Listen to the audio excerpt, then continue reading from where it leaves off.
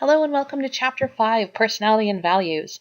We're actually going to be spending more of our time on personality and not so much of values. So you're welcome to read up on values in your book, but it won't be tested on for the exam. So if you're concerned about spending your study time wisely, I just wanted to give you a heads up for that. Personality is kind of my jam, so I'm always happy to talk about this topic. So we'll get kind of right into it. So what is personality? Personality is a dynamic concept describing the growth and development of a person's whole psychological system. And really, it's the sum total of ways in which an individual reacts to and interacts with others. It's a lot of what makes you, you. And there's a lot of talk about how personality is formed. Is it stable? Does it change? Personality is generally stable throughout your lifetime, although we do talk about how it can shift from situation to situation. But overall, if you start out pretty introverted, pretty shy, you're probably not going to turn into a party person, suddenly 5 years down the road. We do tend to find that people do get a little bit less neurotic, and they do get a little bit less openness or open to new experiences, but we'll talk about that when we get to sort of the big five. So why do we care about this in business sense? Well, managers need to know how to measure personality because they're actually very helpful and useful in hiring decisions. The most common means of measuring personality is through self-reports surveys. So I will give you a survey and say, hey, you are the life of the party. How much do you agree or disagree with that statement? So it's not an objective measure of personality. I'm not asking other people and then asking you and seeing how that lines up. It's usually through self-report. Also, when I say personality tests are useful in hiring decisions, they have to be good personality tests. There is a lot of snake oil out there, and we'll talk about that a little bit, but it's garbage in, garbage out. If you do not have good numbers, if you do not have a good test that is reliable and valid, then you're not going to get the benefits that a personality test can give you. Also, the nice thing about using personality tests for hiring decisions is it does not show adverse impact. So there does not seem to be any kind of breakdown between males and females or Black, white, Hispanic, other racial ethnic groups on this test. So it's very nice actually for diversity purposes. So it's you can either use it standalone or you can use it with other tests to help you predict performance. So what makes up personality? Well, I usually ask people, do you think you are who you are because of genetics, because of, what you inherited from your parents? Or do you think it's through your socialization process? Is it nature or is it nurture? And I get a lot of people say, well, it's probably both. And you're right. But the question is, do we think it's 50-50? Do we think it's 60-40? How does that play out? What really causes you to act the way you act? So I want you to watch this clip called What Identical Twins Can Tell Us About Personality. It might change your mind a little bit about where personality originates. This is actually based on very famous research from the Minnesota University studies where they took what they did is they tracked down in identical twins who'd been separated at birth. So this was sort of the ideal test. If you have identical twins who have the exact same genetic structure, and yet they're raised in two different places, which means they're completely socialized in different ways, what's going to be most important? If it's genetics, they're going to be very similar. If it's going to be socialization, then they should be very different, right? So what they did is they tracked down these identical twins and they tested them to see, were they really similar or were they really different because they grew up in different circumstances. We can't do this research today. I can't imagine that if I put an ad into the newspaper and said, hey, looking for women who are pregnant with twins who would give up their children and let them be raised in two separate foster families so I can measure, their resulting personality traits. I don't imagine that I would get a lot of takers on that offer. Also, it probably would not be okayed by the IRB or the Internal Review Board, which I have to put all my research through to make sure that I am treating human subjects fairly. So this is really important research, and it's research that we can't really replicate very easily. So the heredity approach argues that the ultimate explanation of an individual's personality is the molecular structure of the genes located in the chromosome. And we can see that, if you watch the clip, about 40 to 50% of personality seems to be inherited from your parents. So one of the most widely used personality frameworks is the Myers-Briggs type indicator, or MBTI. It's pretty popular. Businesses here use it. They will classify individuals as either extroverted or introverted, and you'll get an E or an I designation. You're either sensing or intuitive, so you're an S or an N. You're thinking or feeling, which is a T or F, and then you're perceiving or judging, which is a P or a J. So I've actually seen people that have like signs on their door that say like, oh, I'm an ESTJ, or oh, I'm an INTJ, or oh, I'm an ENTP. The problem with this framework is that there's no basis for this in science. There's a couple really big flaws in this personality framework. So one is that I'm classifying you as one or other, right? So you're either extroverted or introverted. You're either sensing or intuitive. The problem with that is that, let's say that you're really close to the middle. I'm throwing you into one category or the other, when actually there might not be that much of a difference, but I'm not capturing those middle people, right? Because it's not on a continuum. Also, some of these things, these categories are not well sort of defined. It doesn't seem to be reliable. So if you've ever taken the Myers-Briggs one day, and then, I don't know, a couple weeks later or 6 months later or a year later, you take it again and you've gotten a different result. I know a lot of people that has happened to. That is not a good sign. That means your test is not reliable. If you get different results each time, how am I able to use those results to tell me if you're going to be productive or not, or you're going to be able to handle stress in the workplace or not? It doesn't help me because the results are changing. Also, it just doesn't seem to be valid. This test is not linked to productivity in the work. It's not linked to any sort of major outcome that we care about.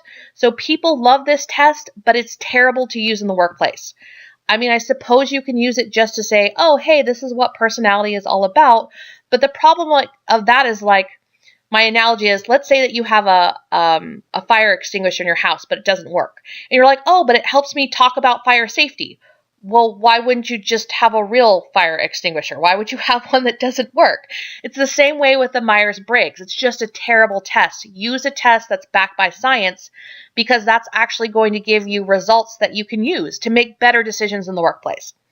So if you don't believe me, or even if you do believe me, I'd like you to watch this clip about why the Myers-Briggs shouldn't be used. And even if you do use it and you love it, and I've had students who are like, I don't care what you say, I love this test, please don't use it for selection decision making, at least. Like, if you want to get in a training group and talk about your results and talk about personality and why that's important, I guess I'm okay with that, but please don't use it to select people into your organization, or for promotion, or any sort of administrative decision that needed to be made. So talking about personality, you might think, well, if the Myers-Briggs is a terrible test, what's a good test? So there's a ton of science behind the Big Five personality typology. So what I want you to do is I want you to take the Big Five personality survey. So I have included a link in your additional resources file on Blackboard. When you go in, you do have to click 2 boxes that say, yes, I agree, blah, blah, blah, blah, blah, and yes, I agree, blah, blah, blah, blah, to be able to take it. But otherwise, you'll be able to take it, and then it'll give you results, and I want you to answer the following questions. What personality dimensions are you high in? What personality dimensions are you low in? Do you think your personality impacts your work? And do you think we should use personality to select people for jobs? And, maybe the answer is it depends, because the answer in this class is almost always it depends. So you can qualify that. Like, well, I think it's okay for these kinds of jobs, but not for these kinds of jobs. If you have those thoughts, feel free to share them. So this is your activity. I want you to write up, a page and a half, submit it on Blackboard. That will be your activity points for this chapter. So hopefully you took a you sort of took a break in the lecture and you did that, because now we're going to talk about the big 5 personality traits. And I'd rather not prime you and talk about them before you take the test, because then you kind of know what to look for. So if you haven't taken the test yet, go ahead and pause the lecture, go take the personality survey, and then come back, please. Hopefully you've done that. You come back. Welcome back. The big 5 personality models have 5 factors. So that's extroversion, agreeableness, conscientiousness, emotional stability, and openness to experience. If you arrange them around, you can get an acronym that spells ocean. Also, if you sort of arrange them around, you get an acronym that spells canoe. If those help you remember the dimensions, go for it. I'm all about mnemonics. So the nice thing about the big 5 personality model is that it exists on a continuum. So you can be high in something, you can be low in something, you could be somewhere in the middle. It gives you so much better data, which allows me to know your strengths and your weaknesses and make decisions based on that. So we're going to talk about each of these, and we're going to talk about the highs and the lows and how each of the highs and lows kind of have its pros and cons, right? So on one end of the continuum, you have extroversion. On the other end of the continuum, you have introversion. So this is very similar to the Myers-Briggs, right?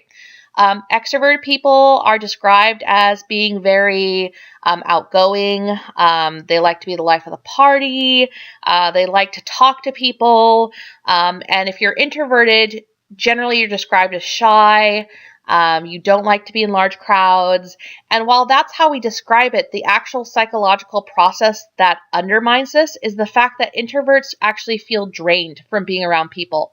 So if you're an introvert, and maybe that's why you're taking this class, because you get to do it online and you don't have to be around people. So maybe I'm talking to the crowd right now of introverts. If you're around people too long, especially big groups, you usually generally feel drained. You need to go be by yourself, recharge your lasers. That is the actual process that's undermining this whole construct.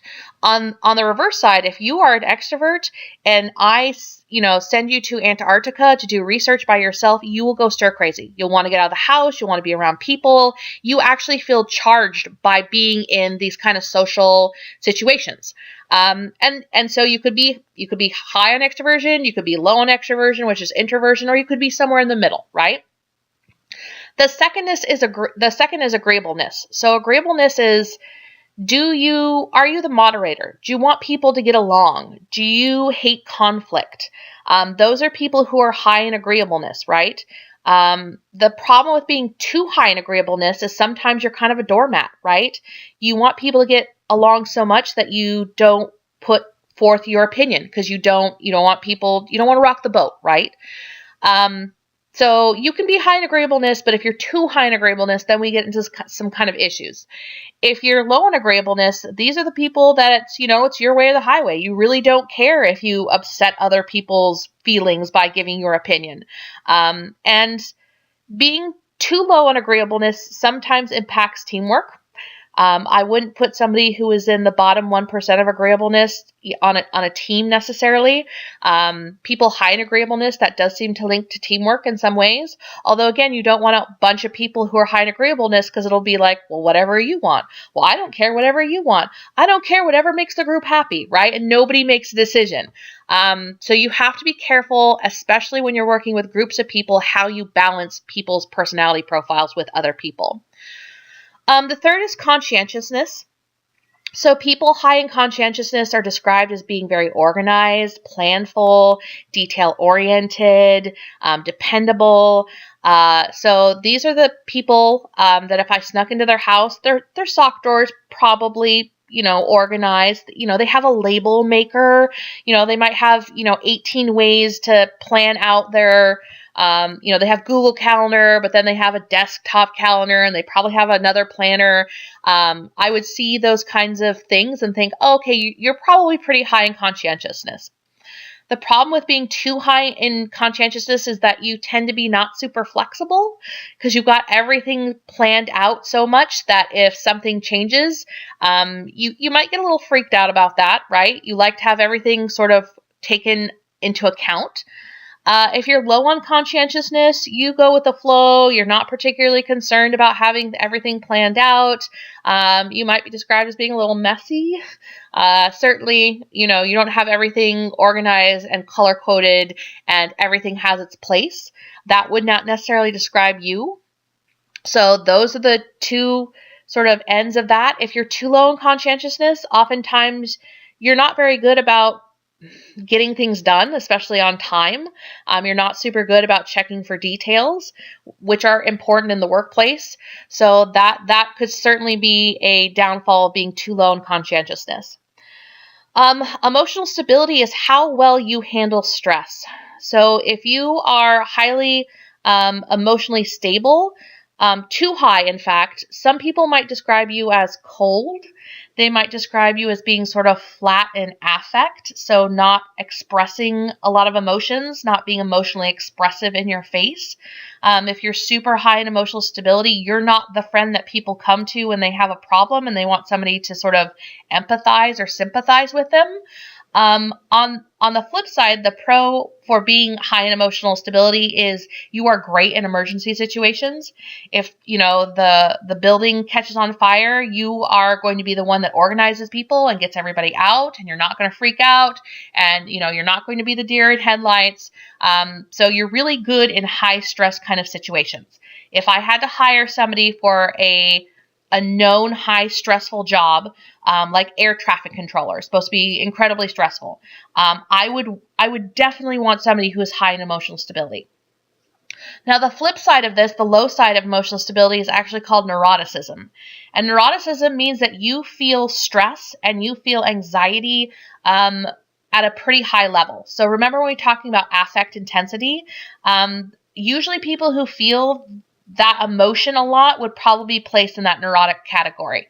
The problem with that, of course, is that sometimes when you're stressed out and you feel that stress a lot more than other people, you're so wrapped up in thinking about how stressed out you are that you actually can't focus on the work.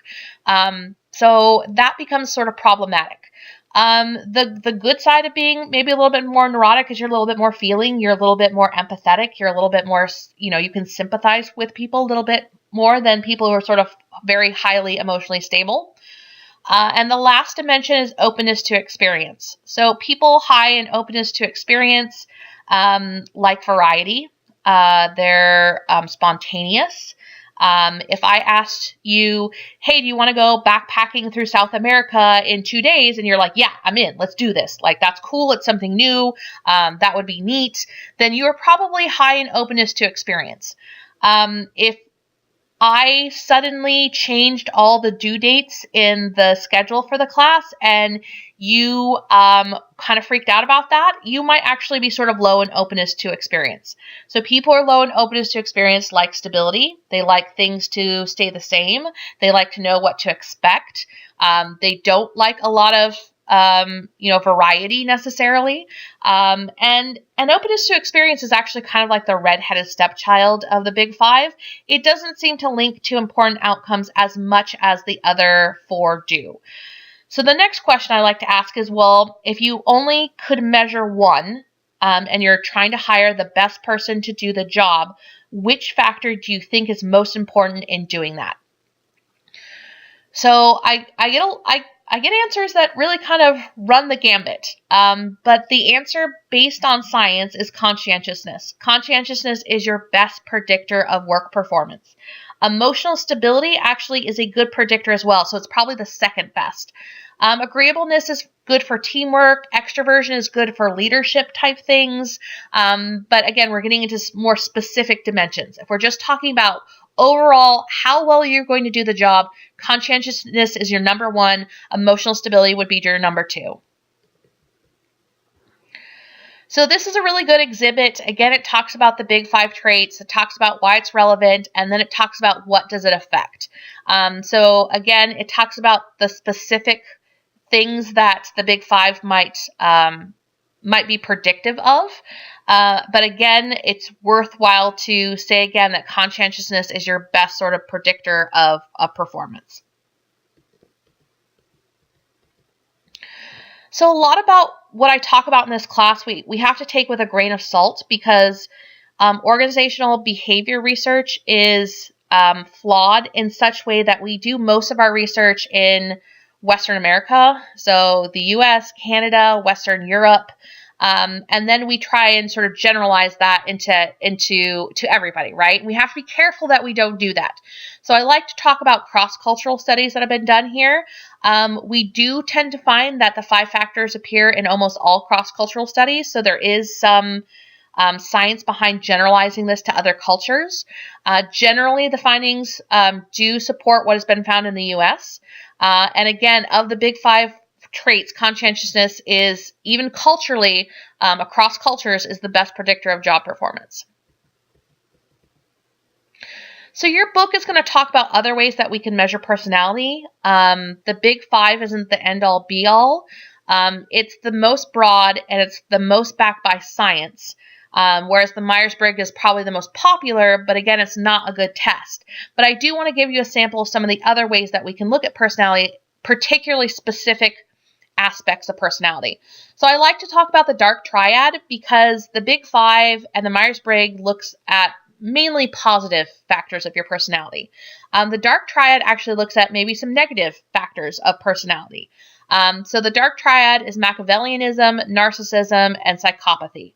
So we'll start with Machiavellianism. A lot of people know this as the ends justify the means. That's kind of the catchphrase for this. It was actually based on a guy named Machiavelli who actually wrote a book. This is in Italy. I think it was for the Medici family. He wanted to get into their good graces. It didn't work. They kicked him out of Italy anyway. But basically, it was a book about how to do bad things and not have people hate you. It's a really interesting read. It's a very small book. It's called The Prince. And, he says things like, hey, if you're going to do terrible things to your peasants, the underlings, do it all at once. Because if you spread it out, they'll never forgive you. But if you're going to, increase taxes and take their firstborn and take all their crops, do it all at once. Because then they'll forget about it eventually. So it's very proscriptive, like it's very much, step by step. Here's how you do these terrible things and kind of get away with it.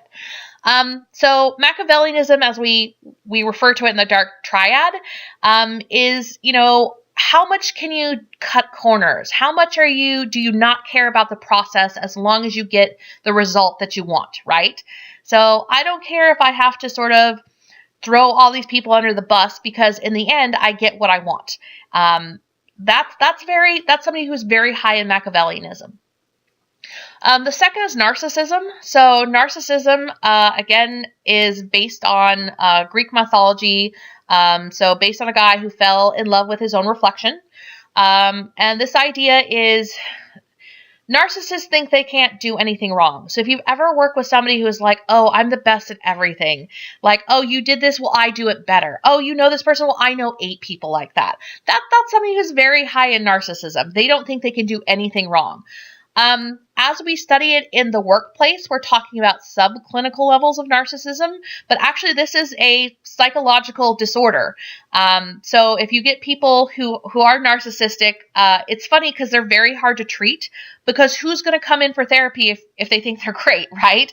Like if I'm a narcissist and I don't think I can do anything wrong and I think I'm amazing at everything, I'm not going to go see like a psychologist and be like, oh yeah, I'm having these problems with these, interactions with people. They seem to not like me, right? Narcissists are like, oh, they're jealous because I'm better than them. Narcissists are really hard to work with in the workplace. They do not take constructive feedback very well. And so that is something to look at. If I was going to potentially hire somebody, I might not want to hire a narcissist, right? The third is psychopathy. So psychopathy are people who don't feel normal human emotions like guilt or remorse.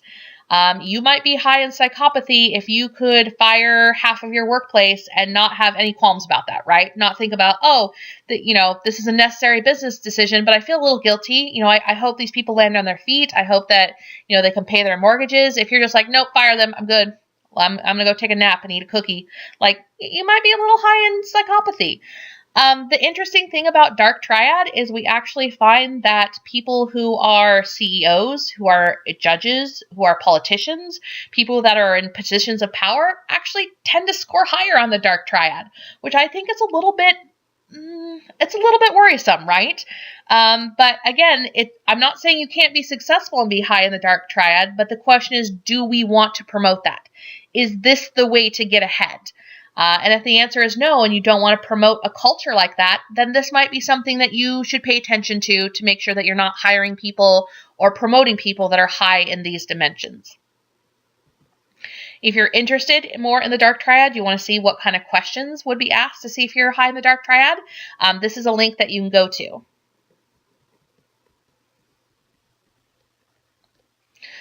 So I talked about how personality is stable, and that's true. We do tend to get a little bit less neurotic as we age, and we do tend to get a little bit less open to new experiences. So, we might not want to go hike Machu Picchu, in our 80s. Again, individual differences. Some people still might want to do that. And so as a construct, it's pretty stable. However, are you the same person you are at work, as you are at school, as you are out at the bar with your friends at 9 o'clock on a Friday? If the answer is no, and that's probably the answer for most people, it's because the situation has a pretty strong effect on how our personality is manifested. So there are 4 things that give us clues about whether or not we act how we normally are, which is our personality, or if the situation is so strong that it would cause us to act in a way that goes against the grain, how we would normally act. So the first is clarity. If I go in for a job and I'm an introvert, but I really need this job, and they're like, oh yeah, you have to be outgoing and you have to make cold calls and you have to talk to people. Well, they're being pretty clear about their expectations, and I know that if I want this job, and maybe I need this job to pay my bills until something else comes along, then I know that I have to act out of what my normal personality is, right? I'm introverted, but I can fake it, right? I can fake being an extrovert if it's important enough to me. And this is a situation where they're being very clear about the expectations. The second is consistency. So how consistent are the cues that you're getting about what appropriate behavior should look like? So the situation I like to use is cops. Being a cop is a really hard job to have because you have 2 very different priorities. You both exist to hold the line, right? Enforce the law, make sure people are not breaking it, hold them accountable, right? But you also serve as a public servant, right? So you are there to help and protect and to serve. These 2 things don't always go hand in hand, and what's appropriate for any given situation is going to change, right? There's a lack of consistency. So I want you to watch this clip, and I want you to ask yourself, was this the appropriate way to act? And what are the clues that maybe the cop should have gotten to know how to act in this situation? And, I guess the greater question is how do we hire cops and how do we train cops? Do we hire people who are maybe a little higher in agreeableness because there isn't consistency? And if there's no consistency, then you're just going to go back to acting how you normally are based on your personality. And maybe sometimes you want people who are low in agreeableness that say, hey, this is the rules. I don't care how you feel about it. I'm going to hold you accountable. But maybe sometimes we need high in agreeableness cops who are there to read the situation and give people the support and services that they need. It's a really fascinating kind of job to look at because it is so hard and there's a lack of consistency. Every single situation you go into a cop is going to be different. The third thing is constraints. So if there are things in your way that are preventing you from acting how you normally would, that could have an impact. And the fourth is consequences. So it kind of goes back to that clarity, that job where I was talking about how you have to be extroverted even though you're introverted. Well, it's very clear about how you have to act, but the consequences is that if you're not extroverted, if you're not making cold calls, if you're not networking, that you're going to get fired, right? So if the consequences are high, and if you care about the consequences, that can also change how your personality manifests. So the last thing that we're going to talk about is personality at a more aggregate level. And by aggregate, I mean at a higher level. So this guy named Hofstede said, okay, well, individuals have personalities. Do cultures have personalities? So within a culture, there's a lot of individual difference. Some people are high on stuff, some people are low on stuff. But do cultures have an identity? Do they, in general, have things that they care about that define them from other cultures? And so he did this research, and he did find, well, he found 4 of these. The 5th one was added later, which are ways for cultures to be differentiated by kind of personality. So the first one is power distance. Cultures that are high in power distance, if they have a boss, they expect their boss to tell them what to do, and they expect to do it. And the boss expects when I say jump, they say how high, right? So you don't question people who are in higher castes or higher levels than you are.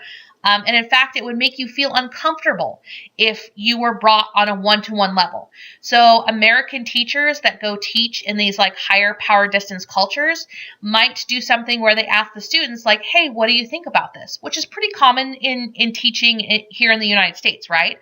But if I did that in a high power distance culture, they would think, oh, this person doesn't know what they're talking about, right? Like they're there to tell, they're the expert. They're there to tell me what is what and what is not what, and for them to ask me my opinion diminishes their credibility. So if you're low in power distance, then these are cultures where it's more flat. You are less likely to cringe away from asking a superior, for help or offer your opinion. The United States is pretty low in power distance. You can go to your boss and be like, hey, I don't think that this is being done the right way. In a culture that's high in power distance, you would never do that. The second thing is individualism versus collectivism. The United States is a very individualistic culture. Individualism is all about an individual going out and getting what they want, right? So living the American dream, getting the house with the picket fence and the 2.5 kids. It's all about getting what you want. Very collectivist cultures are more about bringing honor to the group. So it's less about taking individual credit for something and saying, well, it was a product of the group. You don't stand up. You don't blow your own horn. You're not out to get what you want for yourself. It's all about taking care of the community, your family, your group. Masculinity versus femininity. I don't want you to think necessarily gender roles here, but cultures who are highly masculine are more aggressive. They have more of that machismo kind of factor. They are more dominant. They are more run by males, so it's more the patriarch.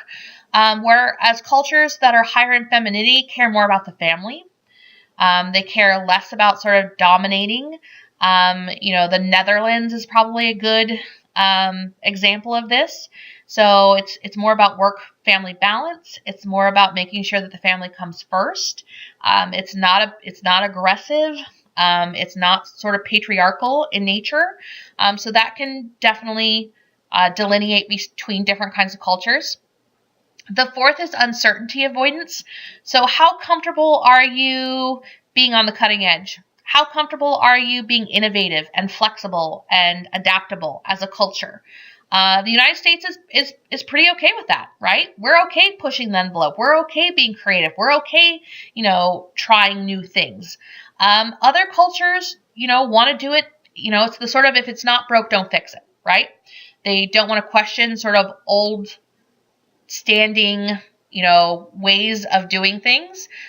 Culture tends to be a little bit more static because, again, they're not all about changing things. So that is, again, a way that cultures get defined or delineated between different cultures. And the fifth one is what was added later. So this is the long-term versus short-term orientation. Long-term cultures are all about planning for the future. They're about saving their pennies. They're all about planning for future events. They're all about being prepared. And in some ways that sounds good, but in other ways, sometimes that can stagnate the economy because people are saving all their money. They're not going out and spending and buying and infusing that money back into the economy. So there are pros and cons to that approach. The short-term orientation is all about immediate gratification, right? I want this now. I'm going to go buy it. I'm going to go do this. I don't really care so much about the future. Who cares if this policy comes back and bites us, 20 years in the future? It's what we want to do now. America's very short-term oriented. Japan would probably be a really good example of long-term orientation. And those are the sort of 5 ways that Hofstede said that cultures differ. And again, I want to repeat that doesn't mean in any individual culture that there's not somebody who doesn't fit that cultural mold, because we do have that individual difference. But in aggregate, if we look at everybody, these are the patterns that we kind of see.